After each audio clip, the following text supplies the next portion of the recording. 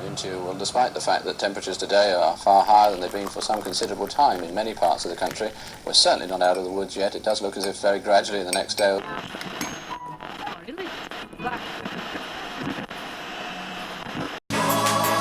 This is the